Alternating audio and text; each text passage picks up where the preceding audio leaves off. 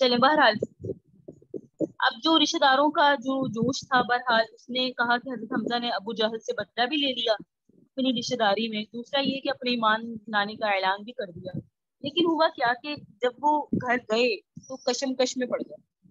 انہیں یہ بات اپنی شان کے خلاف معلوم ہوئی کہ انہوں نے ایک ایسے دین کو قبول کر لیا جس کے بارے میں انہوں نے پوری طرح سے غور و فکر بھی نہیں کی. ساری رات بڑی اضطراب میں گزاری. جب صبح ہوئی تو نبی علیہ السلام کی بارگاہ میں حاضر ہوئے. عرض کیا، اے میرے بھتیجے، میں ایسی مشکل میں پڑ گیا ہوں جس سے نکلنے کا راستہ بھی نہیں جانتا.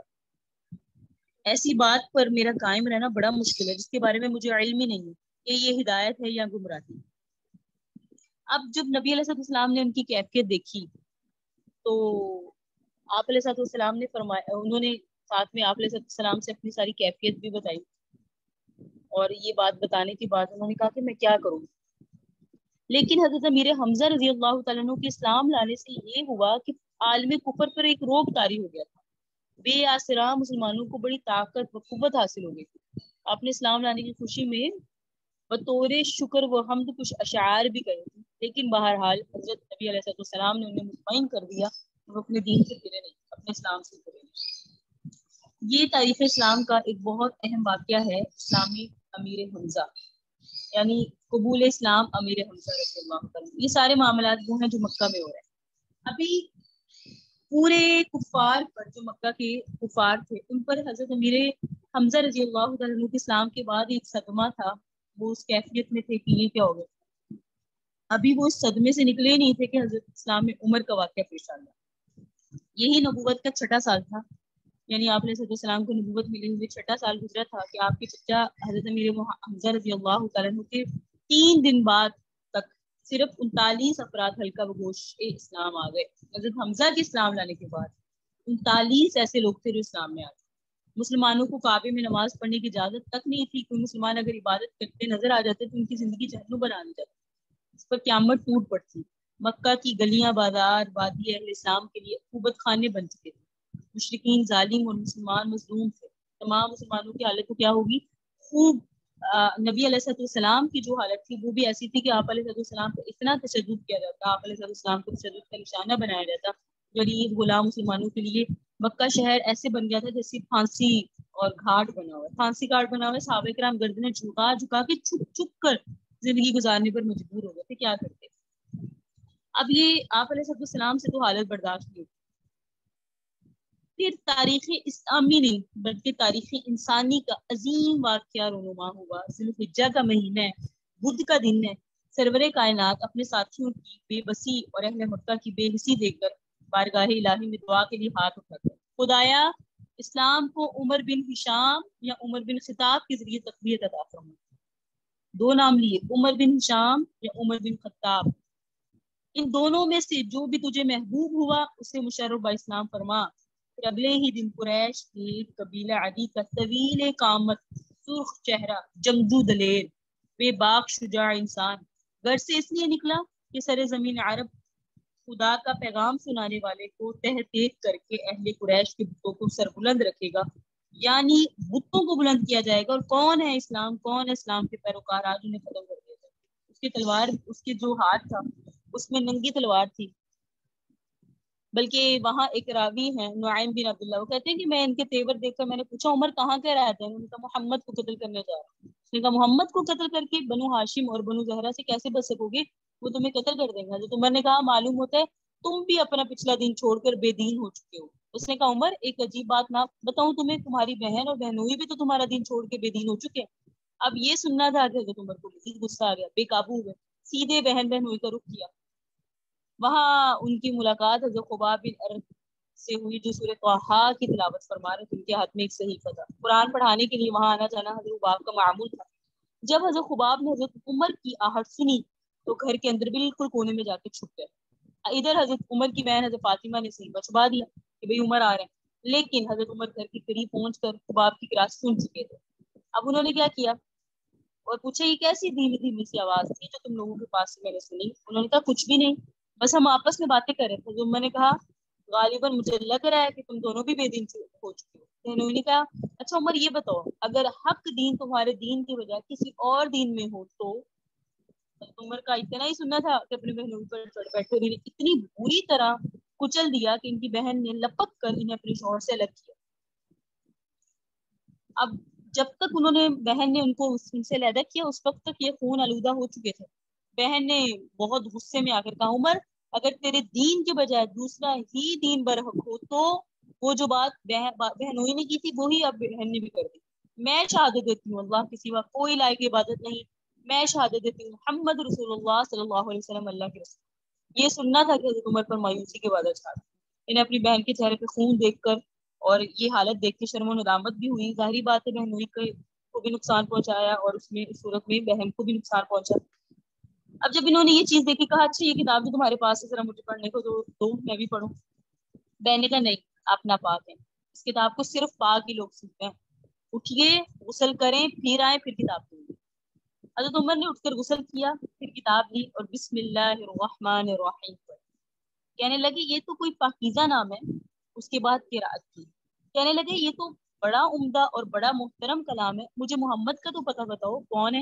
حضرت خباب حضرت عمر کی یہ فکریں سن کے اندر سے باہر آ گئے، کہنے لگے عمر خوش ہو جاؤ، مجھے امید ہے کہ رسول اللہ نے جمعرات کی رات تمہارے متعلق جو دعا کی تھی یہ وہی ہے۔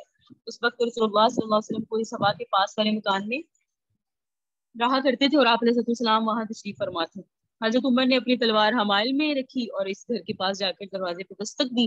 ایک آدمی نے اٹھ کے دروازہ کھولا، دروازے سے جھانکا تو دیکھا عمر تلوار حمائل میں کیے موجود ہے۔ لپک کر رسول اللہ علیہ وسلم کو اطلاع دی اور سارے لوگ اس صورت میں سمٹ کر آ گئے آپ علیہ السلام کے پاس۔ حضرت حمزہ نے پوچھا کیا بات ہے؟ لوگوں نے کہا عمر ہے۔ حضرت عمر نے کہا، حضرت حمزہ رضی اللہ تعالیٰ عنہ کو جب بتایا گیا کہ حضرت عمر ہے تو حضرت حمزہ نے کہا بس عمر ہے، دروازہ کھول دو، اگر وہ خیر کی نیت سے آئے ہیں تو اسے ہم خیر عطا کر دیں گے، اور اگر وہ برا ارادہ لے کر آئے ہیں تو ہم بھی اس کا تلوار کے ذریعے مقابلہ کریں گے۔ اب آپ علیہ السلام اندر تشریف فرما ہے، آپ پر وحی نازل ہو رہی ہے، وحی نازل ہو چکی، حضرت عمر تشریف لا چکے، بیٹھک میں ان سے ملاقات ہوئی، آپ نے ان کے کپڑے اور تلوار کا جو حالت تھی وہ دیکھی اور فرمایا عمر کیا تم اس وقت تک باز نہیں آؤ گے جب تک اللہ تعالیٰ تم پر بھی ویسی ہی ذلت و رسوائی اور عبرتناک سزا نازل کر دے جیسی ولید بن مغیرہ سے کی؟ تو یہ آپ کس سے لڑ کر آ رہے ہیں؟ یا اللہ یہ عمر بن خطاب ہے، یا اللہ اسلام کو عمر بن خطاب کے ذریعے قوت دے۔ یہ آپ علیہ السلام نے حضرت عمر بن خطاب کے ذریعے اور حضرت عمر بن خطاب کے سامنے دعا کی۔ آپ کا یہ ارشاد ہونا تھا۔ اس کے بعد حضرت عمر رضی اللہ تعالیٰ عنہ نے کلمہ پڑھا اور دعوت اسلام کو قبول کر لیا، اور کیا کہا، میں گواہی دیتا ہوں یقیناً اللہ کے سوا کوئی لائق عبادت نہیں، یقیناً آپ اللہ کے رسول ہیں۔ اس ان کے گھر کے اندر موجود صحابہ کرام نے بھی اس زور سے تکبیر کہی کہ مسجد حرام والوں کو بھی سنائی دی، کہا اللہ اکبر، اور لوگوں نے کہا کہ لگتا ہے کہ عمر کی زور آوری کا کام آ گئی، کہ عمر کی جرت کام آ گئی اور عمر اسلام لے آئے۔ تو یہ واقعات جو ہیں یہ نبوی دور کا، جب چھٹی نبوی کا سال تھا، چھٹا سال تھا، اس صورت میں دو جو اہم واقعات پیش آئے، وہ ایک تھا ضمیر حمزہ رضی اللہ تعالیٰ عنہ کا اسلام اور دوسرا عمر رضی اللہ تعالیٰ عنہ کا سلام لانا۔ اس سے بہت زیادہ تقویت حاصل ہوئی اسلام کو۔ یہ دو واقعات تھے۔ باقی 8 نبوی میں جو واقعہ ہوا وہ شاید آپ لوگوں کو معلوم ہو، میں ضمناً صرف اس کا ذکر کروں گی، جسے کہتے ہیں شعب ابی طالب۔ یہ ہوا 7 نبوی میں۔ اس میں ایسا ہوا کہ آپ علیہ السلام پر اور جتنے بھی مسلمان لوگ تھے ان پر بہت زیادہ ظلم بھی اٹھائے گئے۔ اعلان نبوت کے 7ویں سال جو 7ویں نبوی ہے، کفار مکہ نے دیکھا کہ روز بروز اور زور بزور لوگ مسلمانوں کی تعداد روز بروز بڑھتی جا رہی ہے اور بڑے زور سے لوگ مسلمان ہو رہے ہیں۔ تو حضرت حمزہ اور حضرت عمر کا تو ویسے ہی اسلام لانا لوگوں کی سے برداشت نہیں ہوا، تو انہوں نے بڑی ساری سوچیں سوچی اور تمام سرداران قریش اور مکہ نے یہ اسکیم بنائی کہ آپ علیہ السلام اور آپ کے خاندان کا مکمل بائیکاٹ کیا جائے۔ تو شعب ابی طالب کا دوسرا نام یہی سمجھتے ہیں، بائیکاٹ۔ انہوں نے کیا کیا، مکمل طور پہ آپ کو محصور کر دیا ایک جگہ پہ، نہ دانا دیا، نہ پانی دیا، نہ آپ کو کچھ کھانے کو، نہ کچھ آپ کو پینے کو۔ یہ معاملات رہے مسلسل 3 سال تک آپ علیہ السلام اس حالت میں رہے۔ خاندان بنو ہاشم جو ہیں ان کو مصائب بہت جھیلنے پڑے۔ آپ علیہ السلام کے ساتھ مکمل طور پہ بائیکاٹ تھا۔ اس میں ہی آپ کے ساتھ آپ کی غم خوار بیوی حضرت خدیجہ رضی اللہ تعالیٰ عنہ بھی تھی، اور یہی حالات انہوں نے بھی برداشت کیے اور دیکھا، اور یہ حالت کو تو ایک روز ایسا ہی ہوا کہ ان لوگوں نے ایک جو بائیکاٹ کیا اور ایک معاہدہ کیا اس کو لکھا اور پھر بیت اللہ کے ساتھ لٹکا دیا. اس میں یہی تھا، یہ معاہدہ تھا کہ ان سے مکمل بائیکاٹ ہوگا. بہرحال دیمک نے اس کو کھا لیا، وہ معاہدہ ختم ہو گیا. آپ علیہ السلام اس موقع پر بھی سچے ثابت ہو گئے تھے. تو یہ بہت معروف معاملات ہیں اور یہ اس کے متعلق تو میں نے اس لیے اس کا ضمن بھی ذکر کیا ہے. تو یہ ہوا تھا 790 میں. لیکن اس کے ساتھ جو معجزہ ہوا آپ کا شق قمر کا وہ بہت اہم ہے کہ مشرکین کا ایک گروہ آیا، اس میں ولید بن مغیرہ، ابو جہل، عاص بن وائل، عاص بن ہشام، اسود بن عبد المطلب، نضر بن حارث، یہ لوگ تھے. انہوں نے آپ علیہ السلام سے کہا کہ اگر آپ واقعی سچے ہیں تو اپنی سچائی کے ثبوت میں چاند کے دو ٹکڑے کر کے دکھا دیں. تو اس طرح کا انہوں نے جب مطالبہ کیا اور پھر کہا کہ ایک ٹکڑا کبیس کی پہاڑی پر ہو اور دوسرا جو ٹکڑا ہے وہ قعان پر ہو.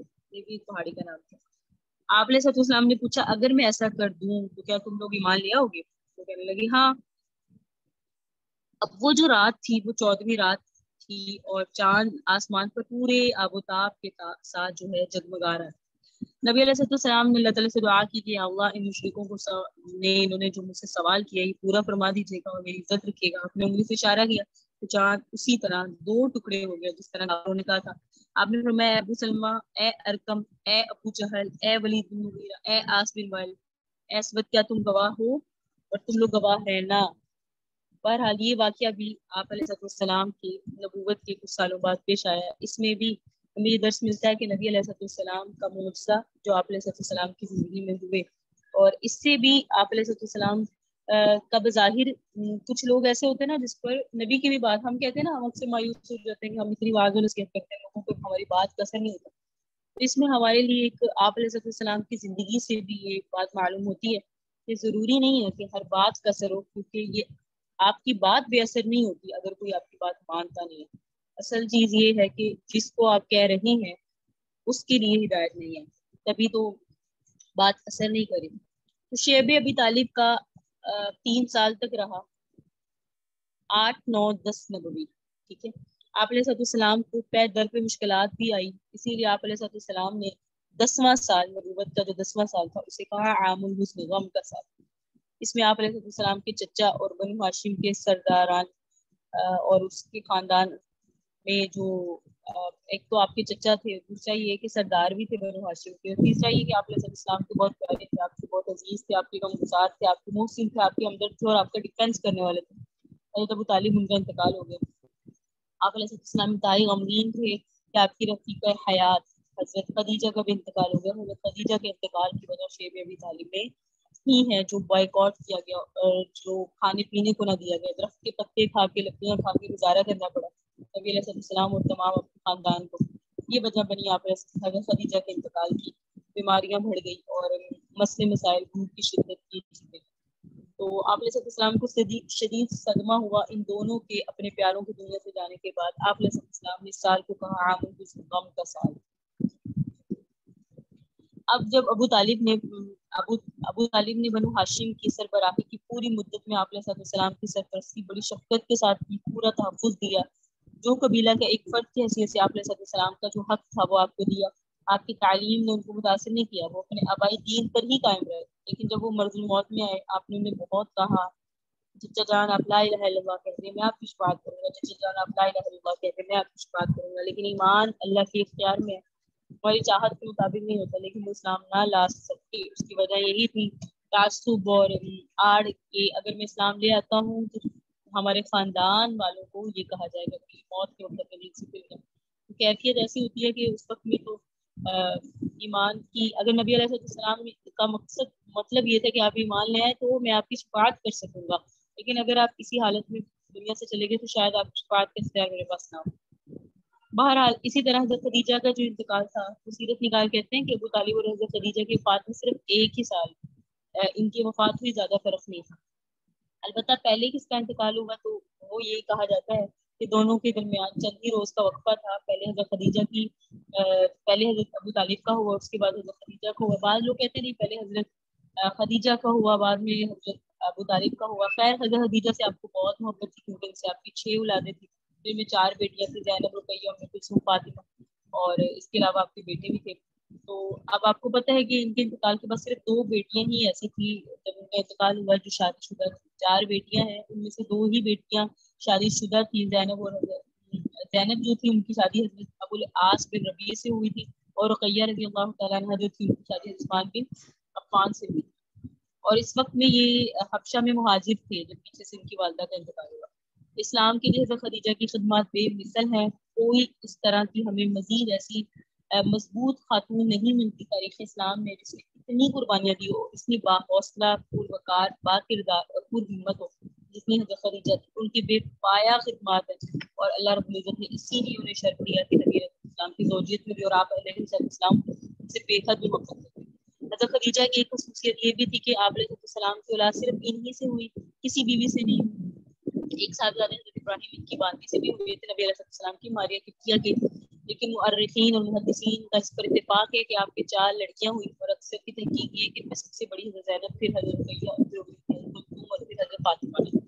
حضرت خدیجہ پاکیزگی اخلاق کی وجہ سے اسلام سے پہلے ہی بہت زیادہ ان کو شہرت حاصل ہوئی تھی اپنی پاکیزگی اور اخلاق کی وجہ سے، لیکن مزید اخلاق اور پاکیزگی میں حسن آنے کی وجہ سے انہیں طاہرہ ہونے کا لقب بھی حاصل ہوا. لیکن جب آپ علیہ السلام میں نکاح میں آئی تو دانشوری اور عقل مندی اور خدمت گزاری میں مزید اضافہ ہو گیا. پھر ان کے متعلق بہت سارے ان کے فضائل بھی ہیں. حضرت خدیجہ نے 10 نبوی میں رمضان المبارک کے مہینے میں اور مکہ میں وفات ہوئی، اور اس وقت ان کی عمر تھی 65. اچھا جی، اب ان کا انتقال ہوا، یہ ہو گیا ہے اسلام کا اہم واقعہ تھا، یہ بھی میں نے آپ کے سامنے بیان کر دی. پھر آپ علیہ السلام کی زندگی کا ایک بہت دل گداز کہہ لیں، خصوص کہہ لیں، ایک واقعہ ہے جسے کہتے ہیں صبر طائف. آپ علیہ السلام نے جب یہ دیکھ لیا کہ ابو لہب نے ان کو اپنی سرپرستی سے عملاً محروم کر دی ہے. ابو لہب کا آپ کو پتہ ہے آپ کا تقریباً دشمن ہی تھا یہ، تو آپ کو متبادل ہمدردی چاہیے. اب آپ کو نظر نہیں آ رہی مکہ اور طائف اس لحاظ سے جڑواں شہر تھے کہ دونوں کی لیڈرشپ ملک بھر میں معزز اور محترم سمجھی جاتی. تو آپ نے قریش کے طائف میں بھی کچھ ایسی تھی زمینیں تھی، جائیدادیں تھی، اس لیے وہاں کے سفید قبیلہ بھی وہاں رہا کرتا تھا. لہٰذا ان دونوں شہروں میں لوگوں کی آمد و رفت بھی رہتی تھی. تو طائف سے کچھ معروفیت تھی، باہمی رشتے داریاں بھی تھی وہاں، اور عرب میں کسی معزز آدمی کا جوار حاصل کرنا ایک معمول کی بات، اور شرفاء اس سے انکار نہیں کر سکتے. نبی علیہ السلام نے وہاں جا کر سوچا کہ میں یہاں جاتا ہوں اور ان سے پناہ حاصل کر لیتا ہوں، یا مجھے ان کی تقویت مل جائے گی اور میری بعض نصیحت ہے اس کو مزید جو ہے اس میں مجھے حوصلہ مل جائے گا. آپ کی نیت تھی تو آپ نے اپنے متبنہ زید بن حارث کو ساتھ لیا، طائف پہنچے. وہاں عامر بن عمیر کے 3 بیٹے تھے، عبد یالین، مسعود اور حبیب، اور یہ اس وقت میں وہاں کے سردار تھے. آپ نے ان کو دعوت اسلام دی اور ان سے جوار بھی طلب کیا. نہایت غیر متوقع طور پر انہوں نے آپ کے ساتھ دینے اور قریش کے بالمقابل کھڑے ہونے سے انکار کر دیا. آپ کی تعلیم کا مذاق اڑایا، اور تینوں بھائیوں کی رائے ایک ہی تھی. انہوں نے وہاں رکنا مناسب ہی نہیں سمجھا آپ علیہ السلام کا، اور جب آپ علیہ السلام نے بھی یہ حالت دیکھی تو آپ واپس آ گئے.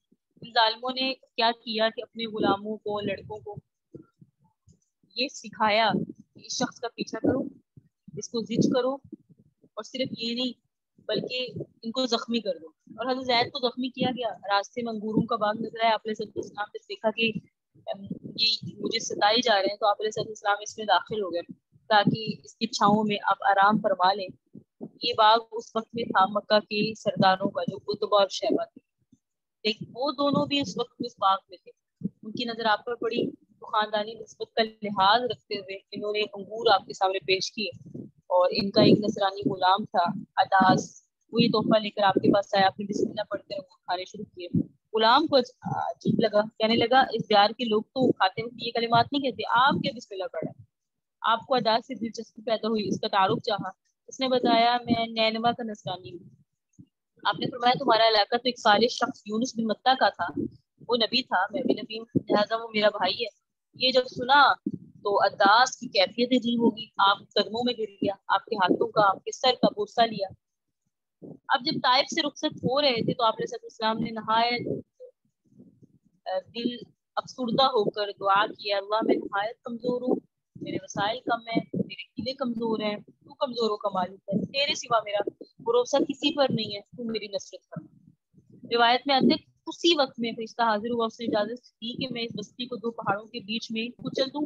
آپ نے فرمایا نہیں، میں اللہ سے امید رکھتا ہوں کہ وہ انہیں ظالموں کی نسل سے ایسے لوگ پیدا کرے گا جو صرف اس ذات جو واحدہ لا شریک لہ اس کی عبادت کریں گے اور اسی ذات کے ساتھ کی عبادت کریں گے، اسی کو معبود ٹھہرائیں گے، اس ذات کے ساتھ کسی کو شریک نہیں ٹھہرائیں گے.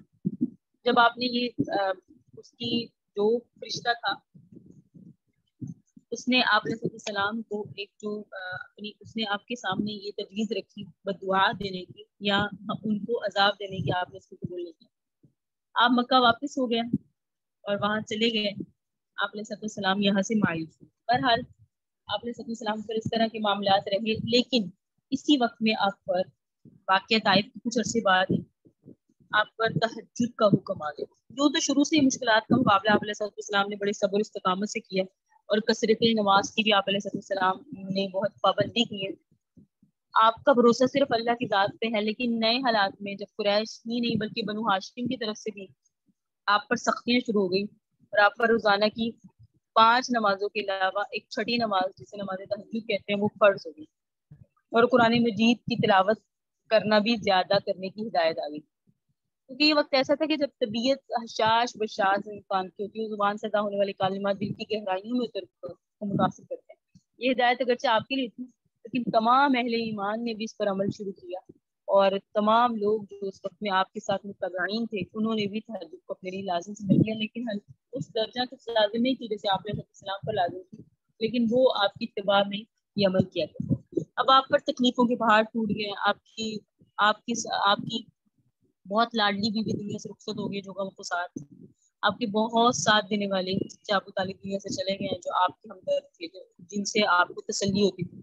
اب آپ طائف گئے تو آپ کو وہاں سے اس طرح یوں سمجھ لیں کہ آپ کو رسوا کر کے وہاں سے نکالا گیا، ورنہ آپ کو کوئی رسوا کر نہیں سکتا. مراد یہ ہے کہ انہوں نے اپنی جانوں بھی ظلم کی. تو آپ کا دل بہت غمگین تھا، آپ بہت مغموم تھے. پھر ہوا سفر معراج. معراج کی رات بہت پرکیف تھی، مطلب بالکل صاف تھا، فضاؤں میں عجیب سی کیفیت تھی. رات آہستہ آہستہ مزید نشاط میں آتی گئی اور مزید پرکیف ہوتی گئی. ستارے پورے آفتاب کے ساتھ رات میں جلملا رہے تھے. پوری دنیا پر سکوت تھا، خاموشی تھی. نصف شب گزرنے کو تھی. اچانک آسمانی دنیا کا دروازہ کھلتا ہے، انوار تجلیات کے جلوے سمٹتے حضرت جبرائیل آتے ہیں. نورانی مخلوق ہے، براق پر سوار ہے، آسمان کی بلندیوں سے نیچے اتر رہے ہیں اور حضرت ام ہانی کے گھر تشریف لے ہیں.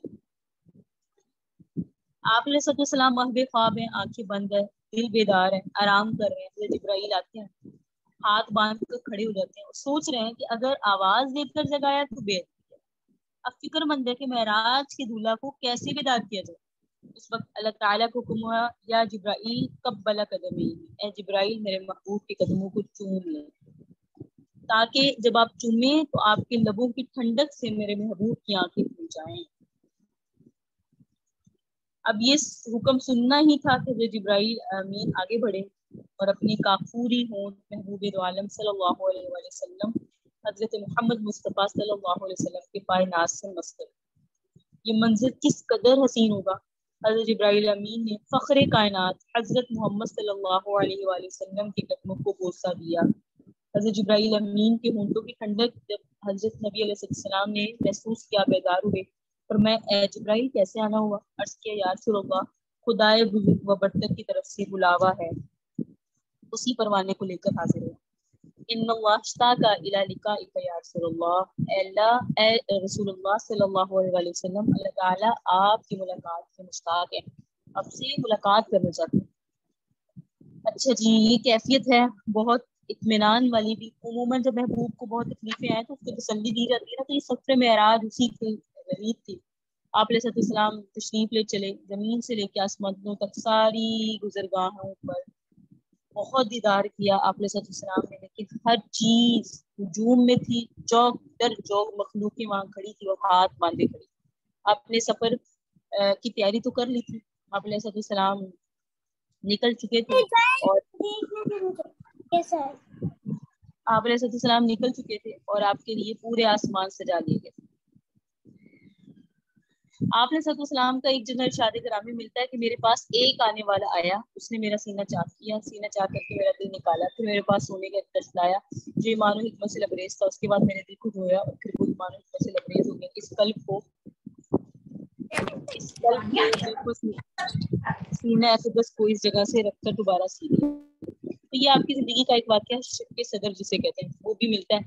آپ حضرت جبرائیل نے سینہ چاک کر کے قلب مبارک کو زمزم کے پانی کے ساتھ دھویا تھا۔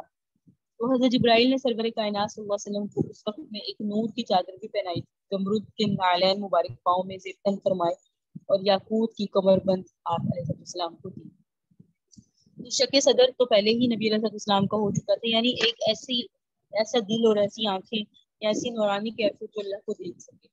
آپ علیہ السلام کو پھر بعد حضرت جبرائیل نے اللہ کے سے ملاقات کے لیے خود کچھ چیزیں، چادر، نعلین اور کمر بند وغیرہ دیا۔ آپ نے براق پر بیٹھے اور آپ علیہ السلام کی پیشانی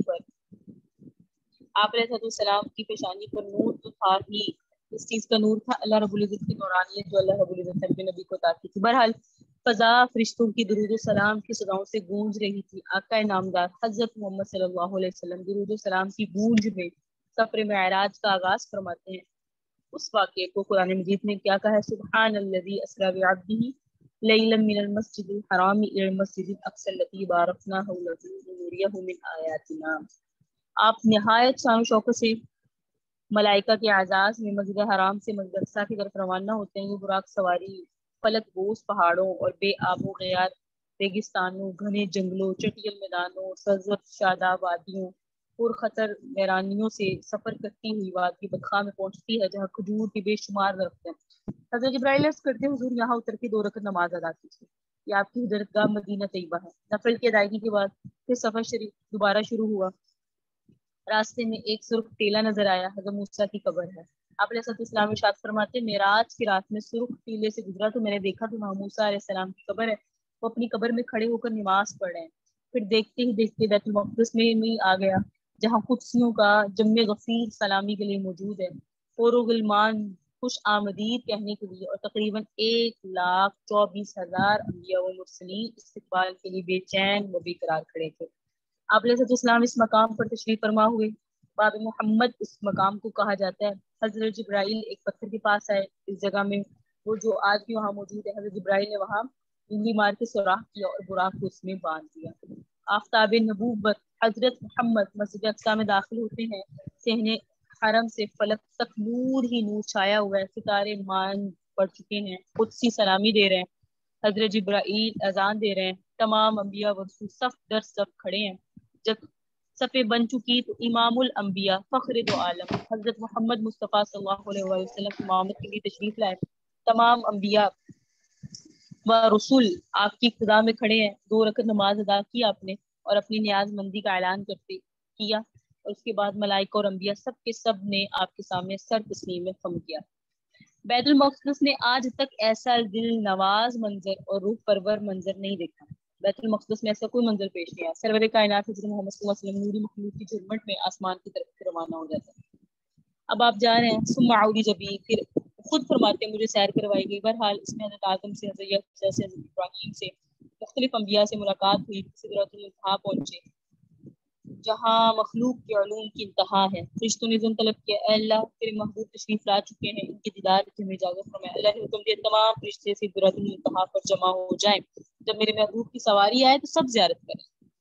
اور تمام فرشتے ملائکہ سدرۃ المنتہا پر جمع ہوئے جمال محمدی دیکھنے کے لیے۔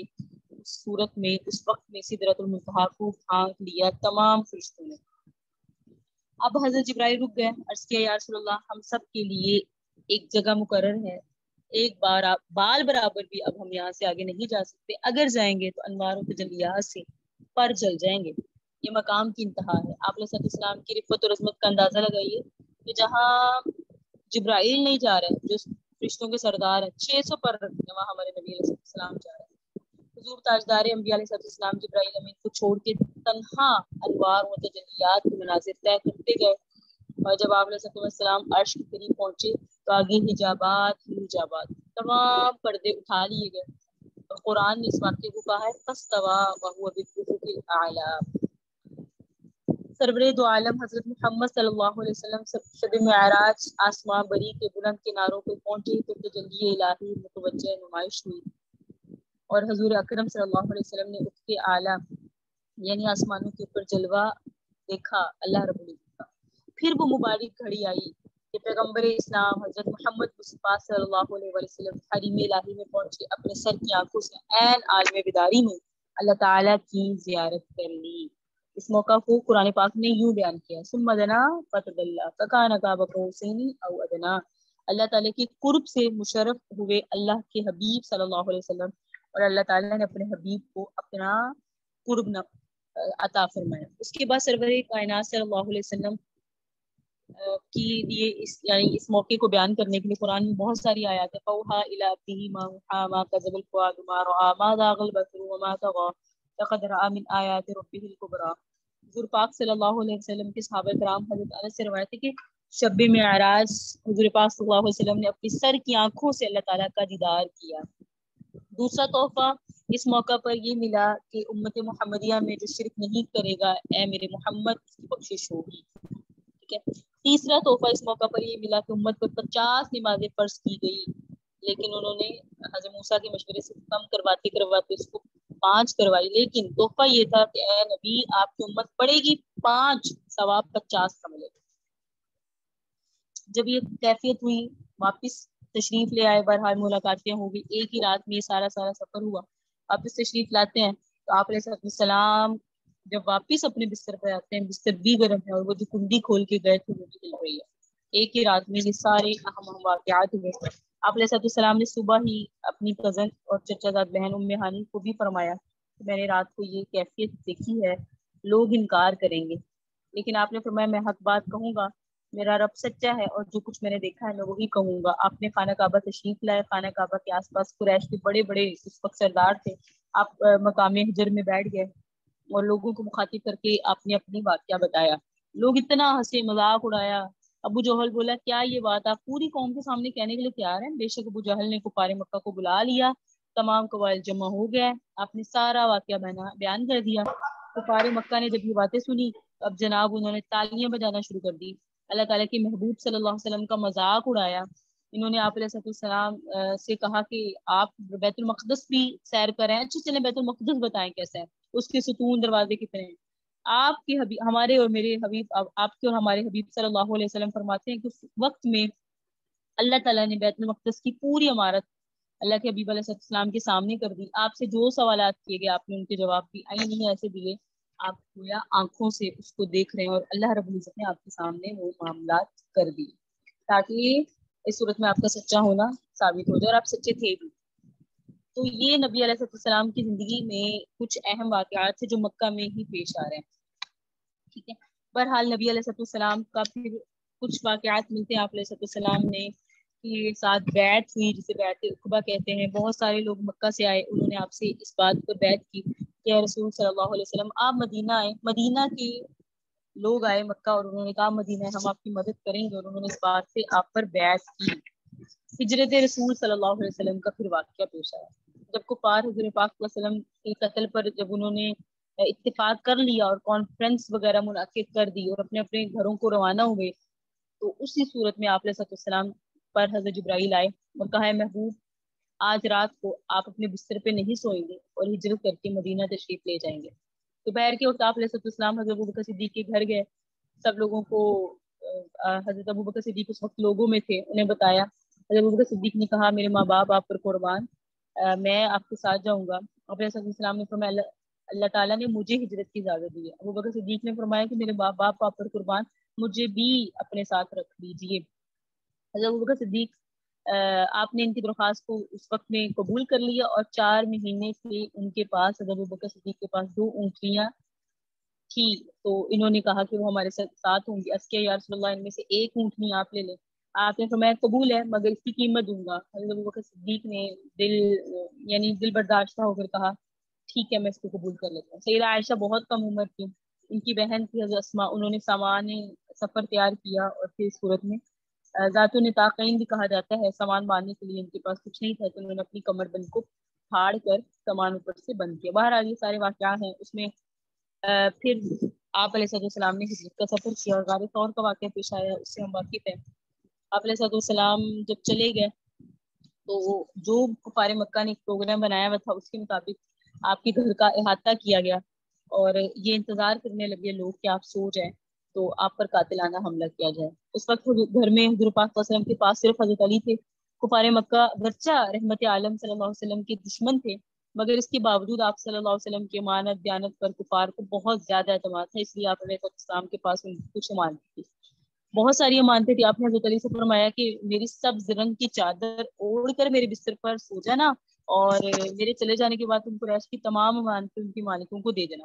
یہ بڑا ہی خوفناک، بڑے سخت خطرے کا موقع تھا، لیکن حضرت علی کو معلوم تھا کہ آپ نے مجھے فرمایا امانتیں دے دینا تو میرے انتقال نہیں ہو سکتا۔ حضرت علی فرماتے ہیں اس رات میں سب سے زیادہ سکون سے سویا تھا بستر پہ۔ بہرحال وہ کہتے ہیں حضرت علی کی روایت میں ملتا ہے کہ وہ یہ بھی فرمایا کرتے تھے کہ وہ مجھے اس رات پھولوں کی سیج رکھ رہی تھی اور بستر پہ صبح تک میں میٹھی میٹھی نیند سوتا رہا کیونکہ مجھے پتا تھا مجھے نقصان نہیں پہنچا سکتے۔ حضور پاک صلی اللہ علیہ وسلم کو جب یہ اندیشہ ہوا کہ کفار مکہ ان کے ساتھ خفیہ چال چل جائیں گے تو اللہ تعالیٰ نے کافروں کی خفیہ تدبیر سے آپ کو بچایا۔ آپ علیہ السلام نے جسر نبوت پر جان ولایت کو سلا کر اپنے ولایت کی جان جو تھی حضرت علی ان کو سلایا اور ایک مٹھی خاک ہاتھ میں لی اور سورہ یاسین کی ابتدائی آیتوں کی تلاوت فرمائی اور نبوت خانہ سے باہر تشریف لے آئے اور محاصرہ کرنے والے کافروں کے سروں پر ڈال دی۔ کسی کو کچھ نظر نہیں آیا، یہاں تک کہ ایک دوسرا شخص بھی اگر ان کے ساتھ کھڑا تھا وہ بھی نظر نہیں آیا۔ بہرحال پھر غار ثور کا واقعہ پیش آیا جس میں حضرت ابوبکر صدیق آپ کے ساتھ تھے اور وہ بھی بڑے غار یار جنہیں کہا جاتا ہے، سوراخ ہیں وہ سارے سوراخ بند کر دیے، ایک سوراخ میں سانپ تھا وہ ہی بند کرنا رہ گیا، کوئی کپڑا نہیں تھا، کہا یا رسول اللہ ادھر پاؤں رکھتا ہوں آپ سو جائیں۔ نبی علیہ السلام جو ہے وہ ان کی آپ علیہ السلام نے ان کی گود میں سر رکھا، آپ علیہ السلام سو گئے، جیسے آپ صلی اللہ علیہ وسلم سوئے اسی سوراخ میں جس میں کپڑا نہیں تھا اپنا پاؤں رکھا، اسی سوراخ سے سانپ نکلا اور اس نے ڈس لیا۔ حضرت ابوبکر صدیق کو جب ڈسا تو ابوبکر صدیق رضی اللہ تعالیٰ عنہ اس لیے نہیں جلدش کی کہ اگر میں ہلوں گا تو نبی علیہ السلام کی نیند بیدار ہو۔ اسی حالت میں وہ اپنے آپ کو ساکت کیے ہوئے تھے، لیکن آنسو تو رکتے نہیں ہیں، آنسو گرے آپ علیہ السلام کے رخسار پر، آپ بیدار ہو۔ فرمایا ابوبکر کیا ہوا؟ بس کہ یا رسول اللہ پاؤں پر کوئی چیز ہے جو نقصان پہنچا رہی ہے۔ آپ نے دیکھا، آپ نے پھر اپنا لعاب دہن ان کے پاؤں پہ لگایا، آپ کا لعاب ہو اور شفا نہ ہو۔ حضرت ابوبکر صدیق فرماتے فوراً ایسی شفا حاصل ہوئی جیسے اس پر کچھ تھا ہی نہیں۔ ٹھیک ہے، بہرحال آپ کے لیے 100 اونٹوں کا انعام رکھا گیا جو ان کو لائے گا یا گرفتار کر کے انہیں 100 اونٹ دیے جائیں گے۔ اس کے بعد ام معبد کی بکری سے آپ علیہ السلام نے دودھ بھی پیا اور پھر ام معبد آپ کے چہرے کو دیکھ کر ہی کہتی ہیں کسی جھوٹے کا چہرہ نہیں ہو سکتا اور آپ کی بڑے اور صاف بیان کرتی ہیں اور وہ مسلمان ہو گئی۔ اور پھر سراقہ کا بھی واقعہ اس میں پیش آیا اور یہ کچھ واقعات تھے جو ہجرت سے ریلیٹڈ تھے۔ یہ وہ ہجرت تھی جو آپ علیہ السلام نے مدینہ کی طرف کی۔ اب آپ علیہ السلام مکہ چھوڑ کے مدینہ تشریف لے جا رہے ہیں۔ اب جو پچھلی زندگی تھی اسے نبوی زندگی کہیں گے جو آپ نبی علیہ السلام نے وہاں گزاری مکہ میں۔ آپ علیہ السلام کو نبوت ملی 10 سال، نبوت کے بعد آپ کو نبوت ملی 40 سال کی عمر میں۔ پھر آپ علیہ السلام نبوت کے بعد مکہ میں جو رہے وہ 13 سال رہے۔ 13 سال کے بعد آپ علیہ السلام مدینہ میں تشریف لے آتے ہیں۔ جب آپ مدینہ میں تشریف لے آتے ہیں تو آپ کے پاس پیچھے رہ جاتے ہیں 10 سال۔ ٹھیک ہے، تو ان 10 سالوں میں آپ علیہ السلام کے جو غزوات ہوئے، جو اہم اہم واقعات رونما ہوئے، جو نبی علیہ السلام نے اسلام کو فتح ہوئی اور باطل کو شکست ہوئی، وہ کچھ واقعات ملتے ہیں۔ اس میں سے اب جب آپ ہجرت کر کے مکہ سے مدینہ تشریف لے آئے تو معاملات بدل گئے، اب ہو گئے ہجری سال، ہجرت کا پہلا سال، ہجرت کا دوسرا سال، تیسرا سال، چوتھا سال۔ اب پھر ہجرت کے لحاظ سے ہم پڑھیں گے جب آپ کی کو نبوت ملی اس کے بعد جو تھے، ہم نے کہا نبوی پہلا سال، نبوت کا دوسرا سال، نبوت کا تیسرا سال، اور کچھ واقعات ویسے تھے جن کا تعلق نبوت ملنے سے پہلے کا تھا، جیسے کہ تجارت کا سفر، تجارت کے لیے ملک شام کا سفر، ابو لہب کے ساتھ جو آپ کے معاملات تھے، طالب کے ساتھ تھے، والد کے عبد المطلب کے ساتھ تھے، وہ چیزیں تھیں۔ اگر آپ اس کو تقسیم کریں تو مکہ میں پھر آپ کی 2 طرح کی کنڈیشنز یا 2 طرح کی حالتیں تھیں، ایک نبوت سے پہلے کے معاملات اور ایک نبوت ملنے کے بعد کے معاملات۔ نبوت ملنے کے بعد کے معاملات میں آپ کے سامنے حبشہ کی ہجرتیں ہوئیں اور اس کے علاوہ آپ کی اہلیہ کا انتقال ہوا، آپ کے چچا کا انتقال ہوا، طائف کا سفر ہوا، یہ معاملات تھے۔ اسی طرح معراج کا سفر ہوا، تو یاد رکھیں معراج کا سفر جو ہے یہ آپ کو آپ کا ہوا ہے ہجرت سے پہلے، تو یہ معاملات آپ کے ساتھ. اس کے بعد اب جو شروع ہے وہ ہے ہجرت کے ساتھ، یعنی اس میں ہم پڑھیں گے انشاءاللہ آپ کے وہ سال جس میں آپ نے ہجرت میں جو اہم واقعات آئے ہیں وہ پڑھیں گے انشاءاللہ. تو وہ انشاءاللہ ہم کل پرسوں پڑھیں گے. ھذا هو المرام واللہ اعلم بحقیقت الکلام. سبحان ربک رب العزة عما یصفون وسلام علی المرسلین والحمد للہ رب العالمین. اللهم صل علی سیدنا محمد وعلی آل سیدنا محمد وبارک وسلم. اللہ تعالیٰ سے دعا ہے جو ہم نے پڑھایا اللہ پاک اس پر ہمیں عمل کی توفیق عطا فرمائے، اور یقیناً جو پڑھنے پڑھانے میں ہم سے کمیاں کوتاہیاں رہ گئی اور رہ جاتی ہیں، وقت کم ہے اور موضوع بڑا ہے اور موضوع اہم ہے، عظمت والا ہے، ہم اس کو صرف 3 گھنٹے میں مکمل نہیں کروا سکتے. جسارت ہے، بس اللہ پاک اس میں آپ کو درگزر کا معاملہ فرمائے. ایک دفعہ بس اس کو، اصل چیز ہے سیرت پڑھنے کی اہمیت معلوم ہو جائے اور ایک تشنگی پیدا ہو جائے. اچھا اس فن کو بھی سیکھنا ہے، کیونکہ اگر آج کے دور میں کوئی معیار حق ہے زندگی گزارنے کا تو نبی علیہ السلام کی سیرت ہے. اللہ پاک عمل کی توفیق عطا فرمائے.